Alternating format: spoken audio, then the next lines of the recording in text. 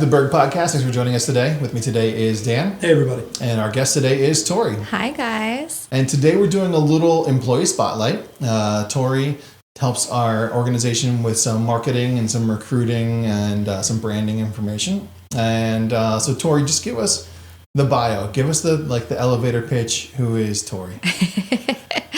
Well, I worked at Berg when I was back in high school, which feels like a really long time ago.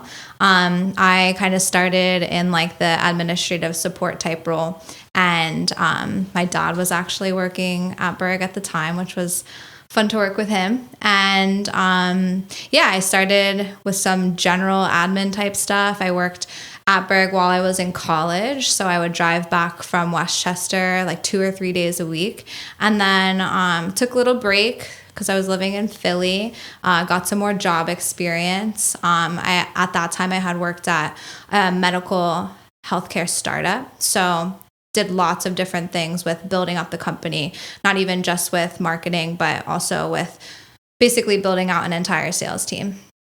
And then I always stayed close with Ford. So when it was time for me to spread my wings from that company, I started to reconnect. And Berg had changed a lot since I had initially started working there. So I was really excited by all of the different ways and that they had grown over the years. So Ford brought me back on now 2 years ago, not this past January, but the previous one.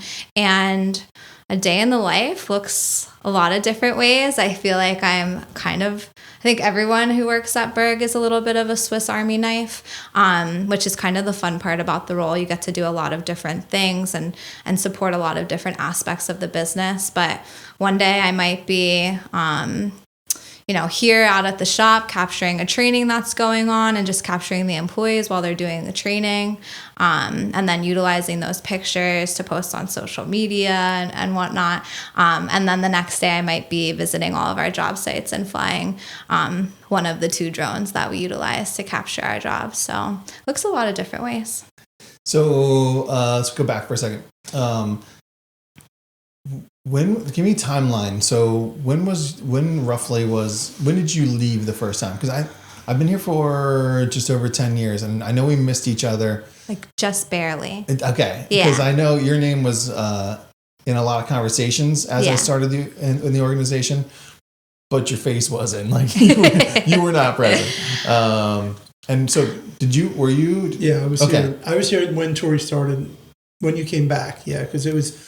the stint with your dad with Steve here was short, right? You were with your dad for not long. I might have even... You were here a little bit with your dad, but not much in the crossover. So I think Tori got here probably, within I would say about the same time I did. Okay. You know what I mean? Maybe like 2013. Yeah, 2013, probably August of 2013, right before. Yeah. Where would you have been school-wise? I was in a senior in high school in 2012, so it definitely would have been around that time frame. Yeah, got it. So because I can remember your mom driving you at times, and also if we kept her too long, her mom would come get her. Or one time, this like haunts my memories. One time I stayed out past curfew, and my mom followed me into work and walked into Ford's office and closed the door. Mm-hmm. And to make sure he knew that I was also late the night before. Mm-hmm. Okay. Never lived that one down, but definitely was here in my Steve teens. was not here when that happened. No. Just to be clear, he would have not let that happen. Steve would have not let that happen. Yeah. But so in that 2013 window, 2012, 2013 window, and then you stayed a few years, right? Mm-hmm. 3 years, maybe 3 mm-hmm. years. I was working 2 jobs. I didn't have like the typical college experience. I worked 2 jobs that equaled a full-time job together, and going to Westchester. So I kind of prioritized work over maybe other things that I could have partaken in.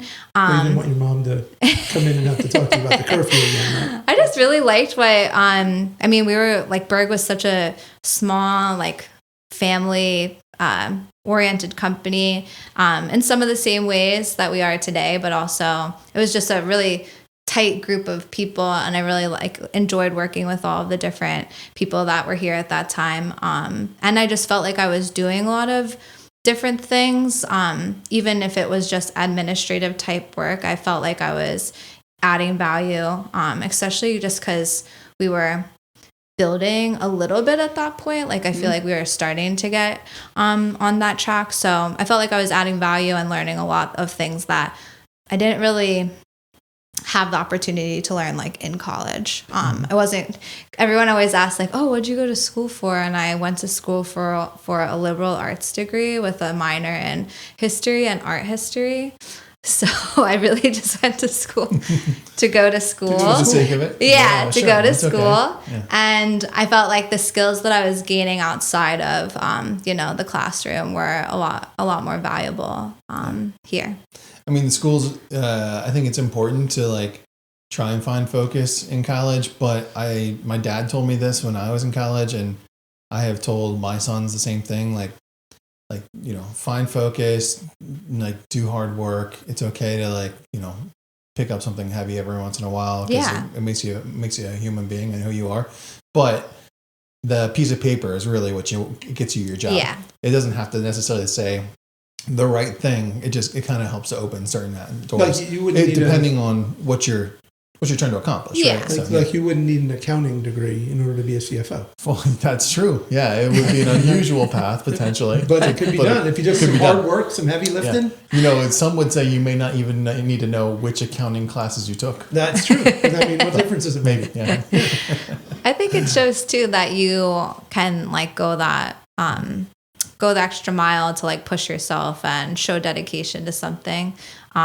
And hold yourself accountable. I feel like that's like the biggest difference between high school and college. It's like in high school, you kind of have your parents, you're living with them, they're holding you accountable to what you have to do. But then the shift to college is like, oh wait, I have to go to class, I have to turn in my assignments and select all the courses that'll help me get to graduation. So You do a lot with our young folks in the organization, just as they're being onboarded or as you're capturing them, because a lot of them come through the shop and things like that. And I gotta imagine like you see some of that, like that transition from being a high school student, like you're talking to having sort of real responsibilities, whether it be straight into the workforce, honing your skills, or going on to some form of higher education, trade school, college. Like those things are what in a lot of ways really shape you into being a functioning human being, being part of society, because up until that point, most young people rely heavily, for good reason, on their parents and the structure that high school provides, and kind of just float through life for the first 17 or 18 years. Yeah. And like there's a few kids that stick out, like Dan Solomon on the commercial division, definitely. He was with us with BCTC, but then took a short break and now he's back. And it's funny to see, like, he's an example of like someone who had to learn sometimes that the grass isn't always greener on the other side. I think we all learn that in some ways. But especially when you're young and you're just like searching for opportunity. And I think that sometimes you look at like what attracts you to a specific company, and then what they sell you, or whether it's like in person selling you or what they capture on their website and social media, whatever it might be, like might look a certain way, but you don't really know until you go try. And I think it's sometimes you have to go try. You have to go take that risk and try it out to see if it is actually a good fit for you. And you either learn that it is or isn't. And it's the learning process in that, learning whether it is something that's going to benefit you, is worth taking the risk on. Well, and also not just the risk, but the opportunity. Like, I think we all have to be really honest about it, that at times people leave for opportunity. And the opportunity might be more money. It might be a different position. It might be more training. It could be a lot of different things.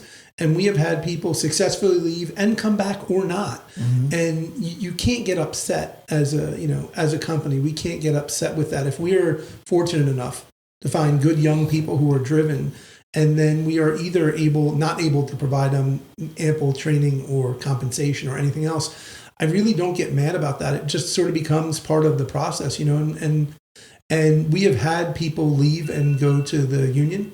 And then we have also had people leave and come back to the union, come back from the union. So it's one of those things where it's not just as simple as taking risk or opportunity. It's a whole package of things of why people might leave. But what really becomes important, and one of the keys of Tori's job, is to try and find like the story within Berg construction, which we learned over the years. At first, it was cool pictures of equipment. Well, I guess at first it was just cool equipment. Sure. But it was just Ford liking equipment and being interested in it and wanting to have it and work with it. And then it became telling the story, but we thought the story was the equipment. And we learned pretty quickly the story wasn't the equipment, that you could have equipment by having equipment, but it was the use of the equipment, the movement of the equipment, the people that were running the equipment. It became all those stories. And I think there's a number of contractors that found that and realized the story was, the people, was the hard work, the stress, the effort, the hard lifting, like you said. That became the story. And I think where Ford really wanted to bring Tori back was to have somebody dedicated to just that, which seems kind of crazy. Like you're sitting in the room with the two people who would have said, like, I don't know that that's a good use of our money, right? Like, in other words, not in an insulting way, but like for me, operationally driven, like, okay, I would like to hire lots of people. Every one of them needs to generate some revenue that adds back in Brian's analogy, that makes the boat go faster in the direction I want to go. From Brian's side, he has to be able to see that if I want to buy a track hoe, I can do enough work to support having bought that track hoe.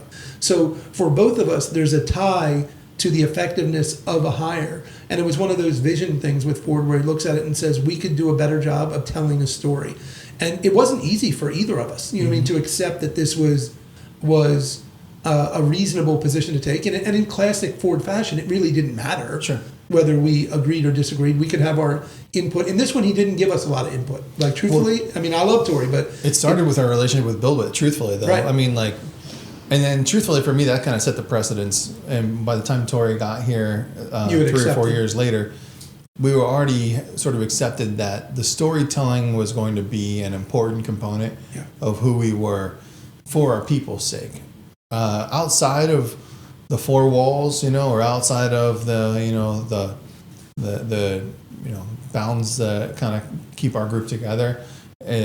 I think it doesn't mean a whole lot to me. Like, it doesn't necessarily inspire me, or I don't get fired up when somebody sends me a message on LinkedIn and they're like, hey, you're taking some really cool pictures, or your marketing team's really putting out good content.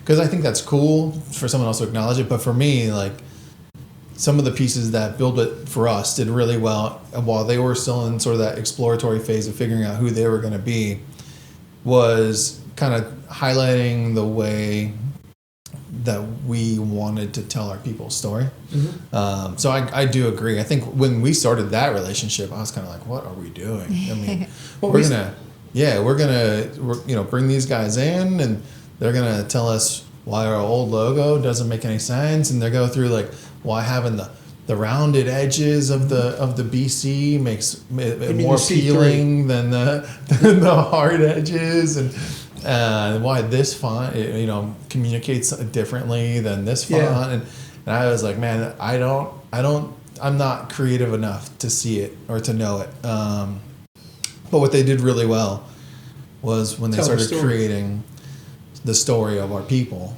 That I was like, all right. That I can give. Something, so, I don't know. It's like I want to be able to talk about anything we want to talk about in our history of what went on. But like one of the things that I think that we probably still have to use, and I think that I would probably at some point say to Tori, like, hey, I want to use this. It's Cooper. Sure. Right? Like, we made this, what I think is a really good video. Yeah. We didn't. That was our original A Day in the Life. Right? That was our original, that's what made me think of that. That was our original Day in the Life. Yeah. And Cooper went a different direction. Yeah. And I'm happy for Coop, and I see him now and again, you know what I mean? And we've used that a couple of times. And we've used it a couple of times. But it was one of those things where we're trying to tell a story, and we needed to transition from that. I think what we realized, or what Ford realized, was we couldn't tell the story on the third Tuesday of October because it was the third Tuesday of October. Right. We needed to be able to tell the story when the story happened. Every day. Yeah. So we needed someone who was engaged and involved and doing these things. And that's really where Ford wanted to bring Tori in. For sure. Because we tried it other ways, right? I mean, we realized 2 or 3 years into the BuildWith relationship as they went a different direction. It just was not their forte. They came to us. It wasn't their focus. And they said, like, they were doing different things. They would still do some of the same things, but the availability and the cost structure was changing, and that's okay. They had to figure out who they were. And we're like, that just doesn't make sense for us. And so we're like, who can do this, right? And so we said, well, we need like a teenager. We need someone who knows how to use social media. And we knew a couple teenagers. And so part-time, my kid was taking pictures and posting on social media, and he did a really good job for a 16, 17, 18-year-old kid. I think he did a really good job, period. Great pictures. He did a good job. I wouldn't say, because I think that we do a disservice sometimes to him when we say it's age. Because we came to realize part of it was we didn't effectively prepare him for what we wanted him to tell us. Well, he had zero experience. He didn't know the equipment. He had my camera and time. You know what I mean? So it was, you know what I'm saying? Like, in other words, if you had I would argue if you had a 16-year-old Colt Berg and he could take pictures, Colt could tell the story. Sure. Right? Because Colt knew what he was trying to tell the story. Right. But to ask somebody who's neither trained in photography nor marketing nor our business to say, hey, go find it, and we don't tell them what it is. Well, that you're going to, and the funny part was he repeatedly found it. We just sometimes we didn't find it and we said the right things, and sometimes we found it and didn't say the wrong things.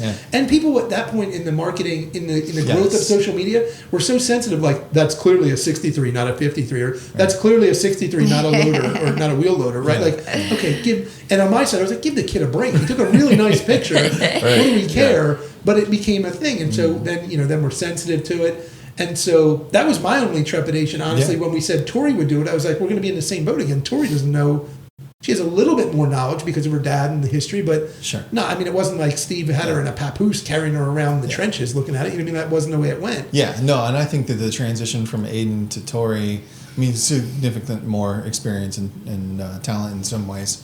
But I think the part of the transition was the human element. I mean, like, I was just going to say that. Aiden did a really good job of capturing moments, taking snapshots. I think, and what we told him to. And but he, and he, I think got significantly better the time he was here, but he wasn't immersed in it enough on a day-to-day basis, 8, 10, 12 hours a day to like expose the human element. And that's where I think your personality and your interaction with our folks really shines, right? Yeah. Like, our people know you because you want to know them. Not that Aiden didn't, but because you invest in their lives. Yeah, he was in high school. Remember when he's still in school? You're still trying to find it. He still does a little work for us, but sometimes your parents tell you to get a camera and drive to a bunch of construction sites, take a picture of equipment. You do that. Yeah. He, after school or through his co-op program. Through his co-op program. Exactly. So I mean, but it's grown since then. That Tori does have more responsibilities, way more. Yeah. And she Tori's this funny spot to me where like. And I feel this way. You and I often talk about it. That I'll make the reference to in Pulp Fiction when they're in the restaurant in the diner, and he says about what's in the bag, and he says my boss's dirty laundry, and he said you do your boss's dirty laundry, and it sounds like I'm not gonna say what he says, but it doesn't sound good. And he was like, yeah, I was thinking the same thing when I said it. But like in the nature of how we operate, you and I sort of did that for Ford for a long time. Tori did it, and back in the day, right to the point. Literally took his dry cleaning. So, but I think that really felt natural that he was going to ask her to do all these things that he wasn't sure what they were. Sure. But he knew what they were, but he wasn't sure how, the mechanics of it, and just sort of said, let's go do this in a similar way that he did with you and I to say, I think he knew what he wanted it to look like. He just didn't know how to get it there. He just didn't know how to get it there. Right. And so he's like, Tori, get it there. Yeah, get it there. And that's and each of us knows that struggle of trying to figure out how to get it there. And we may or may not have the background to be able to know that, but he trusted that we would find the way, and we did.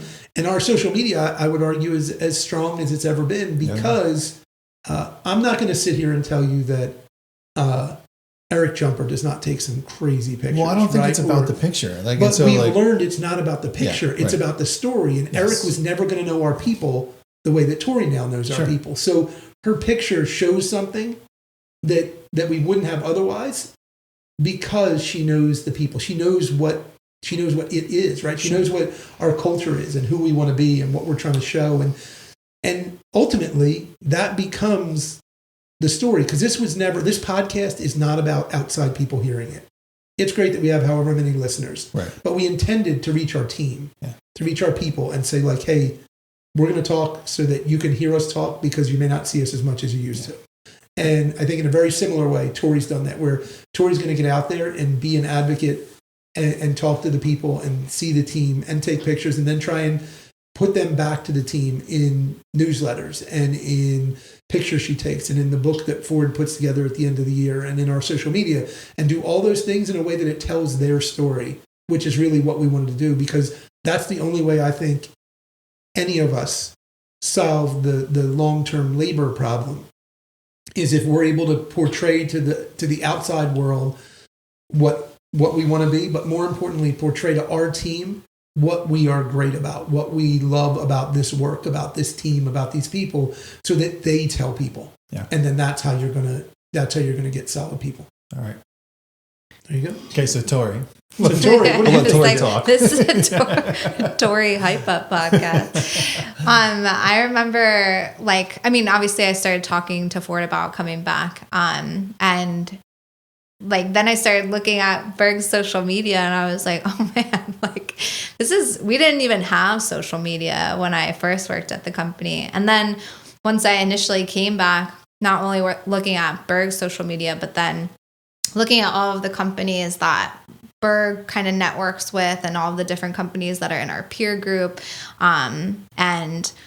Just companies who are pretty much trying to find that sweet spot with telling their people's story and showcasing their projects and stuff like that. And I just never realized there was I guess it just wasn't where I was at in my life, like following all of these sick construction companies and watching them follow their people around and take cool videos of them. But it just had turned into this really cool thing, an opportunity. And then I saw the one video of Eric Jumper flying a drone underneath our excavator and then coming up the other side. And I was like, I'm never going to be able to do that. I'm not going to fly a $1,000 drone underneath an excavator. Although everyone in the field says I can definitely. Definitely think you can. They definitely think I could get there, so I appreciate the confidence. You were following a machine the other day. Yeah. I'm not scared of it. I just don't know that I'm willing to risk big risk reward, right? Yeah. Risk reward. Willing to risk it. But yeah, it's just so cool to see how not just how Berg has embraced social media, but also how other people in our industry have as well. I mean, obviously there's so many different ways that it can benefit your business aside from showcasing and positioning yourself as an expert in X, Y, or Z. But I think too, that's what people who are in the Gen Z, X, whatever, millennials are looking at platforms like that to see, what's attractive about that company. And I think that being able to showcase, again, not just our work and the cool projects that we're able to be a part of, but just the people who are out there doing it every day. That's the only way that we're going to get people to maybe toss up the college degree and come work for us and do hard labor every day. And I think most importantly, I always try to capture the people who are doing it, because although I definitely get my time to go out to sites, I sit at a desk and I get to run all over the place. But at the end of the day, I have a nice, comfortable office to come back to and, put all of the things together. And then I see people who are out in the field, like Zach Moeller, who has dirt all over his face and he's covered in mud, and he does that every single day. And I mean, you have to have a huge, heart to be able to go out there and brave the elements. And I think that highlighting the people who do that is such a cool opportunity for me to get to do. I think in a lot of ways, what we thought would be mostly marketing has turned into a communications type role. Yeah. Is that fair to say? For sure. Because if you think about all of the elements that you touch, right?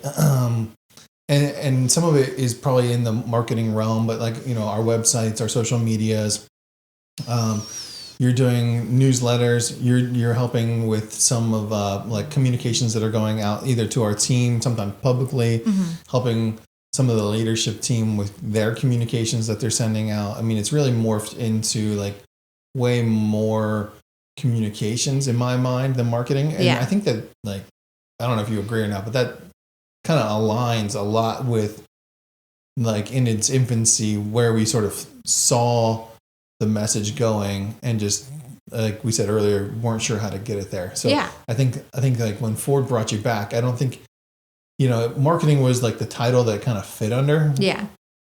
Because no one like if he would have like said, I'm gonna hire a communications director, we were gonna be like, who are we communicating with? Like it's just a bunch of guys sitting in a room, like or sitting in the field. But Yeah. but I think it's probably falls a lot more under communications. Yeah, definitely. And I think like there's been iterations of like obviously we worked with BuildWit, and then we had Aiden doing a lot of the different things that fell into the marketing realm, and now it looks differently. And I mean, now with all of this AI technology, who knows what stuff is going to look like in 5 to 10 years. But I think that that's kind of like the cool part about our industry is that it keeps growing and evolving. And like back in the day, like whatever, 15 years ago, no one was on social media, and In the day, 15 years ago. I was wondering when the day was. I was back in my day, and like no one, different day. no one had websites or and I don't know. I also think about like my husband works for another contractor, and they're like they still live. They're still back. They still live in that day. In the day. Yeah, they're literally in that day, and it's just funny because everyone's different, and I think that's also the cool part about social media and marketing as it relates to your company. Like you get to do it your own way, and so like the way that Ford and you guys have embraced marketing and social media in the company and telling our people's story, that's our way of doing it. But like other companies, they completely focus only on the work that they do, and they only showcase their projects and not necessarily so much their people, and that's their way of doing it. Mm-hmm. And I think that's kind of the cool part too. It's like kind of like your little niche and your branding point. You ever used I think it's literally called the Wayback Machine. Have you ever used the Wayback Machine? I think you crawled through it, right? Yeah. And found like our old websites. Found like old websites, old domains, old pictures. Yeah. I think I remember you saying that. It is cool because it will give you timeline. It will give you sort of like lineage of how these things all connect at times. And so it's interesting to like way before me, way before you, way before all of us to see what this originally looked like. And some of those same elements are still there, right? Still taking pictures of guys, trying to tell the story, trying to, in some ways, communicate the message that, it's more than just at that time 5 or 6 people who knew how to run backhoes or knew how to dig holes, right? And I just find it's really obviously a highly evolved message now, and a way cleaner and much more well presented message.